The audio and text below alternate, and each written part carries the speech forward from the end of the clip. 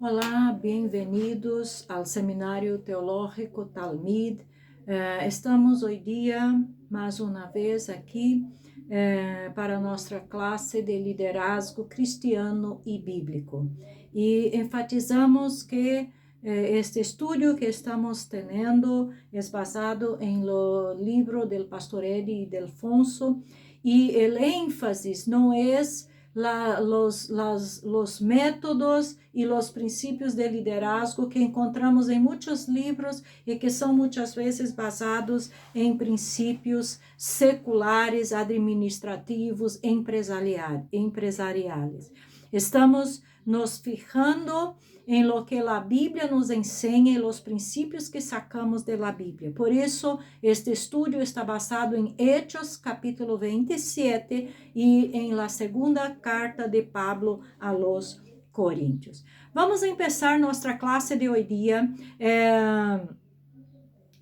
nos acordando de los princípios de liderazgo bíblico que já estudamos em estes dias. O primeiro princípio de liderazgo que é que líder é confiável. O segundo princípio é que líder toma a iniciativa. O terceiro princípio, líder utiliza o buen juízo. O quarto princípio que estudamos é que líder habla com autoridade. O quinto princípio, ele fortalece a outros. O sexto princípio, o líder é optimista e entusiasta. O sétimo princípio, que foi o último que estudamos, é que líder nunca compromete a los absolutos. E hoje dia vamos a estudar o princípio de liderazgo número 8 e o princípio de liderazgo número 9 em nossa classe de hoje dia. O princípio de liderazgo número 8, líder se centra em objetivos e não em obstáculos. Aqui aprendemos que durante las 2 semanas completas de la tormenta que Pablo e os marinheiros estavam enfrentando, eles continuaram lutando contra os elementos sem comer nada. Pero agora tinham trabalho duro por adelante e necessitariam algo de força. Pablo, sempre o líder que pensa com claridade, les instou entonces a tomar algo de alimento. Mirou diretamente mais allá de la tormenta, mais allá de la urgência del momento e viu que tinham que preparar-se para a terrível experiência que se avecinava. Mientras todos os demás seguiam vendo os obstáculos, Pablo tinha os ojos fijos em el objetivo. Mientras todos seguiam mirando para a tormenta, para a tempestade, para os vientos, para o barco que iba a se deshacer, que estava se partindo, Pablo mirava mais allá. Ele sabia e tinha a certeza de que Deus iba a preservar suas vidas. Então, ele mirava para o objetivo e não para o problema que estavam enfrentando. E por isso também poderia planificar, poderia falar com autoridade e dar as direções claras para que se pudiera preparar a todos para o que venia mais adelante. Esto es para tu supervivencia, les dijo Pablo, ya que ninguno, mire que cosa extraordinaria, ya que ningún cabello caerá de la cabeza de ninguno de ustedes, dijo Pablo en el versículo 34. Entonces, Pablo podría hablarles porque ele não estava mirando para o problema, ele estava mirando para o objetivo que tinha e que Deus tinha. Não era sencillamente o objetivo de Pablo, era o objetivo de Deus. Deus tinha um objetivo que Pablo chegara hasta César, hasta Roma. Então, aunque hubiese uma tempestade, um naufrágio, Deus haría todo para que su propósito se cumpliera. Entonces, Pablo mira al objetivo. Serás salvado, ni siquiera te lastimarán, pero necesitas un buen desayuno. Nuevamente vemos el equilibrio perfecto entre la soberanía divina y la responsabilidad humana. Pablo les estaba haciendo olvidar sus temores, la amenaza de la muerte en la tormenta, el desafío de nadar casi imposible a la orilla y más bien participar de la nutrición necesaria que necesitarían para hacerlo. Pablo lo hizo, dando palavras de aliento que ignoraram los formidables obstáculos. Entonces Lucas dijo, Pablo tomó un pan, dio gracias a Dios en presencia de todos, reforzando una vez más la fuente de su autoridad y su esperanza. Y él mismo comenzó a comer. Pablo no descuidó las necesidades físicas de la tripulación y les habló sobre las necesidades espirituales de sus almas. Él equilibró lo espiritual y lo físico.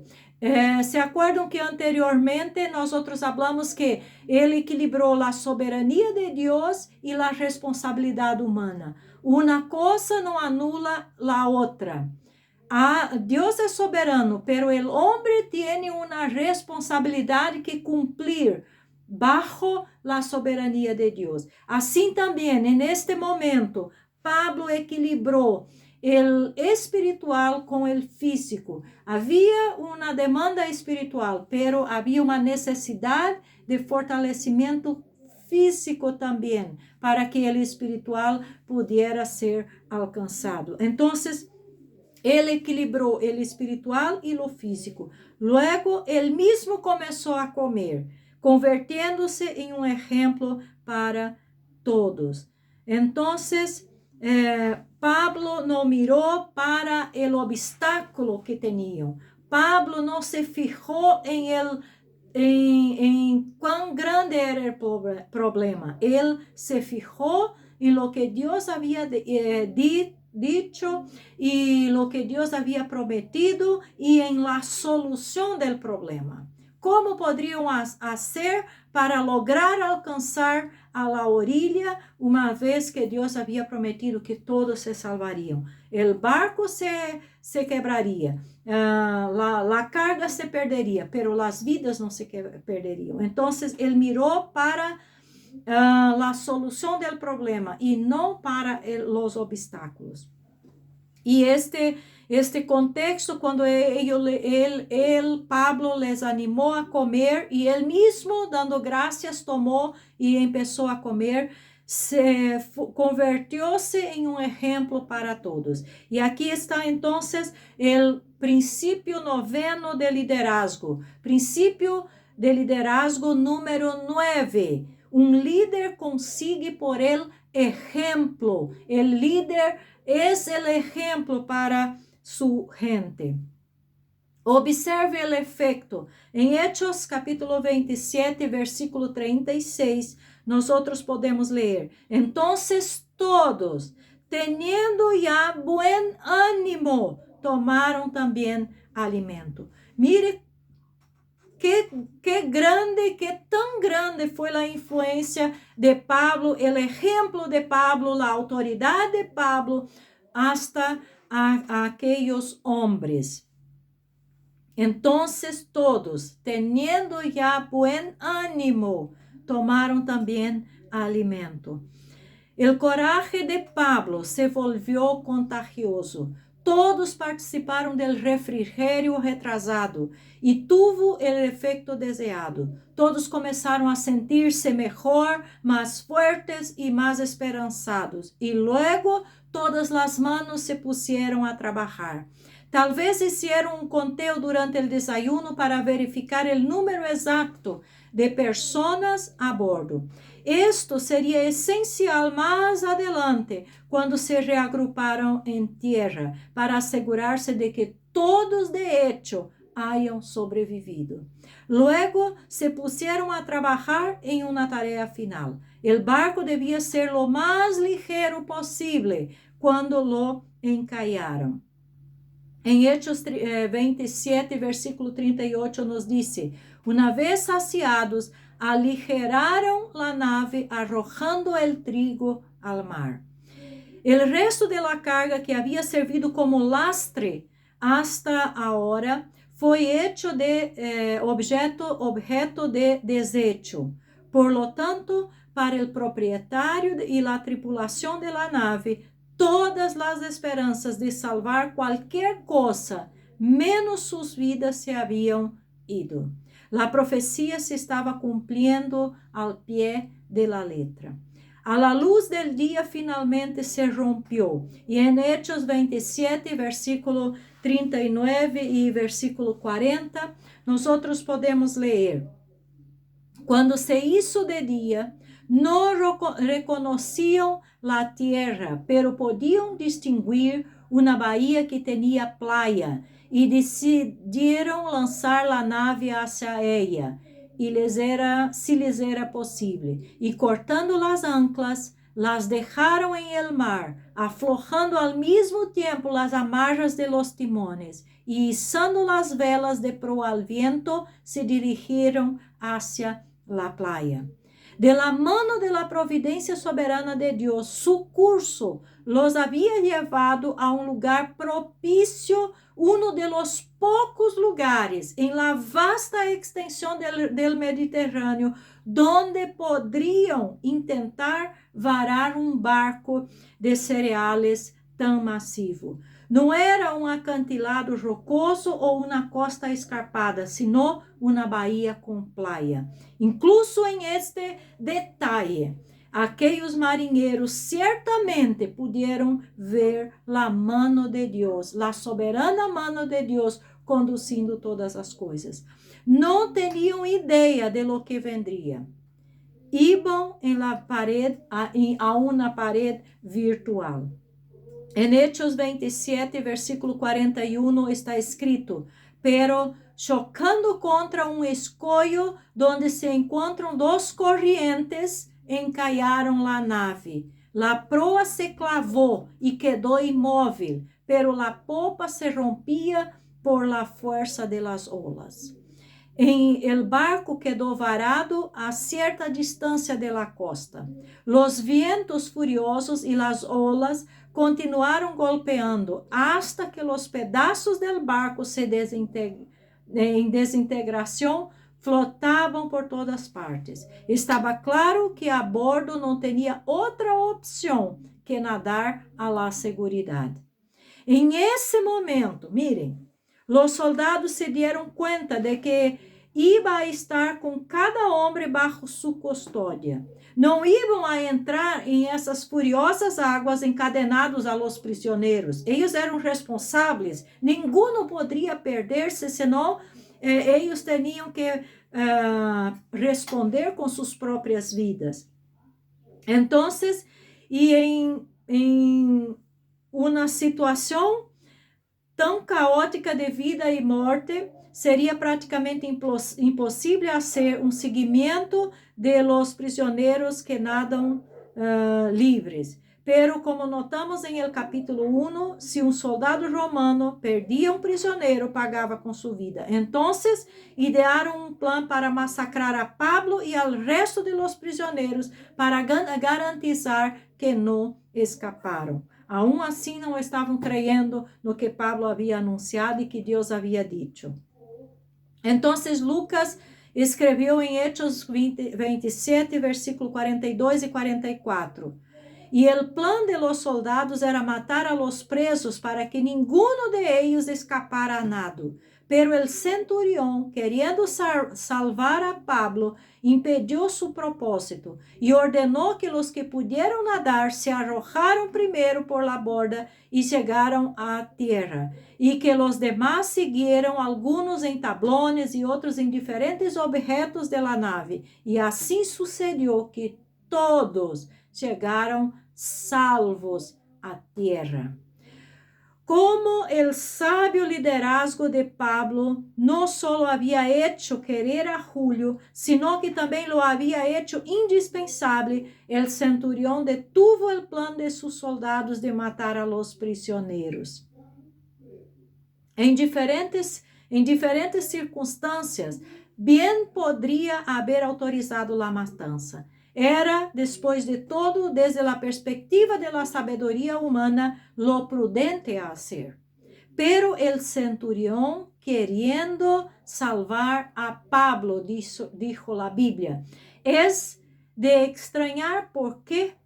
Si había un hombre que Julio no quería perder, era el hombre que había actuado tan admirablemente como líder. Entonces ordenó a los que podían nadar que se dirigieran a la costa y el resto se apoderó de tablas, trozos del barco en desintegración, escombros flotantes, todo lo que pudiera encontrar para mantenerlos a flote y remaron hacia la orilla.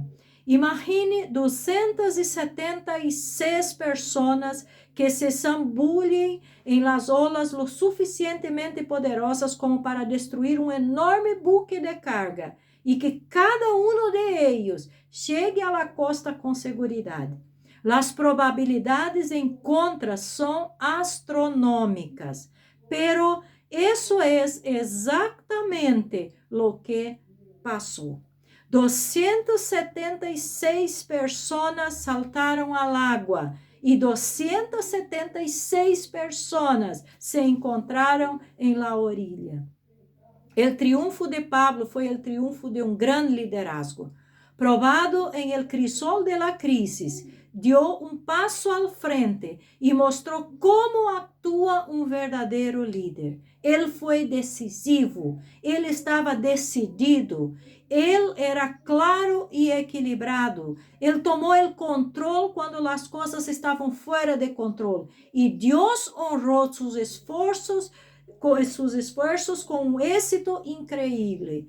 Ele não comprometeu os absolutos, nem os obstáculos lo distrajeron de seu objetivo.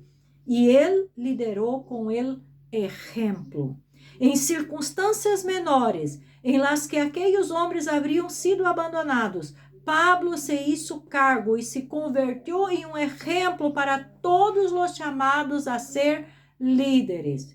Foi um dos episódios mais sobresalientes de la vida de este noble cristiano, quien por el designio de Dios tiene mucho que enseñarnos sobre los riesgos y las recompensas del verdadero liderazgo. Entonces, ahora vamos a cambiar un poco de contexto. Hasta aquí hablamos de este naufragio, de esta viaje de Pablo a Roma y cómo él en estas circunstancias tan adversas tomó el liderazgo y nos enseñó muchos principios.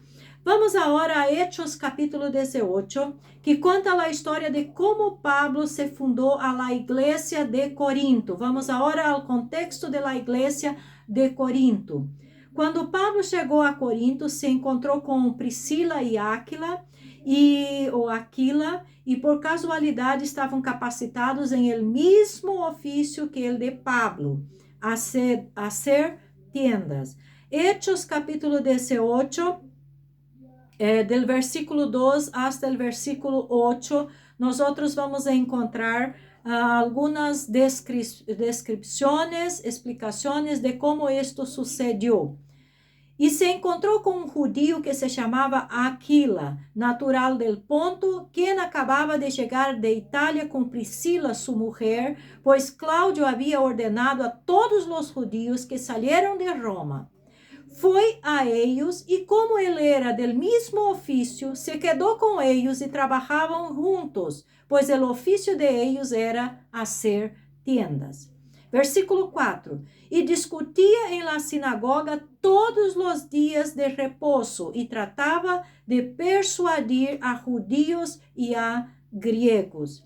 Pero quando eles se opuseram e blasfemaram, ele sacudiu suas roupas e lhes dijo: Vuestra sangre sea sobre vuestras cabeças. yo soy limpio, desde ahora me iré a los gentiles. Crispo, el oficial de la sinagoga, creyó en el Señor con toda su casa, y muchos de los corintios al oír creían y eran bautizados. Hechos 18, versículo 8. Entonces así empezó la iglesia de Corinto. Y en la secuencia del estudio nosotros vamos ahora sacar los principios de liderazgo cristiano y bíblico de este contexto de Pablo en la iglesia de Corintios. Por eso la mayoría en la iglesia de Corinto era de gentiles de origen paganos. Corinto foi um dos campos de missão mais frutíferos que o apóstolo Pablo alguma vez visitou, mientras a igreja começava a crescer. Em Hechos 18, versículo 9 e 10, dice: E por meio de uma visão durante a noite, o Senhor dijo a Pablo: Não temas, sigue hablando e não calles, porque eu estou contigo e nadie te atacará para hacerte daño, porque eu tenho muito pueblo em esta ciudad. O ministério de evangelização de Pablo continuou por 1 ano e meio, antes de que encontrara uma resistência séria. Então, em el capítulo 18 de Hechos, versículo 12 e 13 e 14 e 15, vamos encontrar que os judíos de Corinto se levantaram, acusaram a Pablo e lo trajeron ante el tribunal. Pero Galión, que era el procónsul en esta región, en este sitio, não quiso comprometerse y envolverse con cuestiones de la religión de los judíos, y por eso ordenó que Pablo fuera liberado. Los echó del tribunal, dijo el versículo 16. Usted puede leer después capítulo 18, versículo 12 al 16 con más calma. Pablo pastoreava a igreja que fundou. Solo em Éfeso, Pablo serviu mais tempo como pastor. A igreja de Corinto era, por lo tanto, excepcionalmente paulina, especialmente e personalmente endeudada com o grande apóstolo por seu liderazgo. Lo conheciam bem e tinham todos os motivos para confiar em ele, reverenciar sua influência e permanecer leales a ele e a sua enseñança. Sin embargo, después de que Pablo dejó Corinto, se desarrollaron numerosos y serios problemas en la iglesia que requerían un liderazgo hábil y fuerte. Cuando las noticias de los problemas llegaron a Pablo, él no pudo regresar personalmente a Corinto de inmediato, por lo que se esforzó por guiarlos desde la distancia con una serie de cartas. Sabemos que al menos una carta de Pablo a los Corintios precedió a la primera epístola canônica, porque Pablo mesmo se refere a essa carta em 1 de Coríntios capítulo 5, versículo 9, dizendo: Em mi carta os escrevi que não anduvierais em companhia de personas imorales. Las cartas Las cartas del Nuevo Testamento a los Coríntios são 2 livros completos sobre a vida de la iglesia. Suas implicações para o liderazgo são profundas. Na primeira epístola deixa em claro, desde o princípio, que em ausência de Pablo, havia surgido sérios problemas de liderazgo em Corinto. La iglesia se estava dividindo em facciones. La gente decía: yo soy de Pablo, yo soy de Apolos, yo soy de Cefas y yo soy de Cristo. Esse espírito de divisão e conflito destrozou a unidade de la iglesia, impulsado por la envidia, la contienda y la carnalidade. Sin embargo, la divisão em la iglesia reflejava um sério vacío de liderazgo que havia surgido em Corinto. Depois da partida de Pablo, Apolos havia dirigido habilmente a essa igreja por um tempo, pero Apolos também se havia trasladado a outros campos missioneros e em algum momento depois de isso surgiram as facções.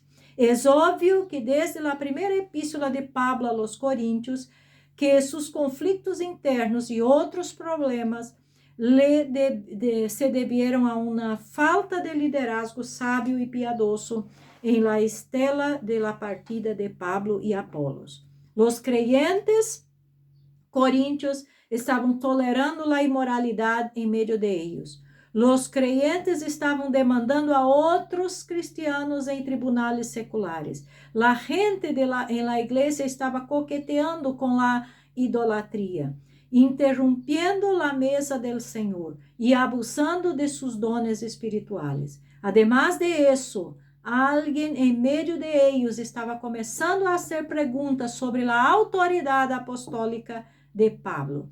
Essa poderosa primeira epístola parece haber resuelto la mayoría de los asuntos prácticos urgentes de la iglesia de Corinto. Pero para el tiempo en que Pablo escribió segundo de los Corintios, un nuevo y aún más inquietante ataque a la paz de la iglesia en Corinto había surgido, sugeriendo que la falta de un liderazgo fuerte seguía siendo un problema importante ahí. Los falsos maestros que reclamavam uma autoridade superior a la del apóstolo Pablo haviam venido a la ciudad e estavam socavando sistematicamente la lealdade de la iglesia a su fundador e apóstolo de Cristo. Plantearam novas perguntas sobre as credenciales apostólicas de Pablo e começaram a atacar as enseñanças de Pablo e sua reputação em sua própria agenda egoísta. Claramente se estavam aproveitando do vazio de liderazgo em essa igreja.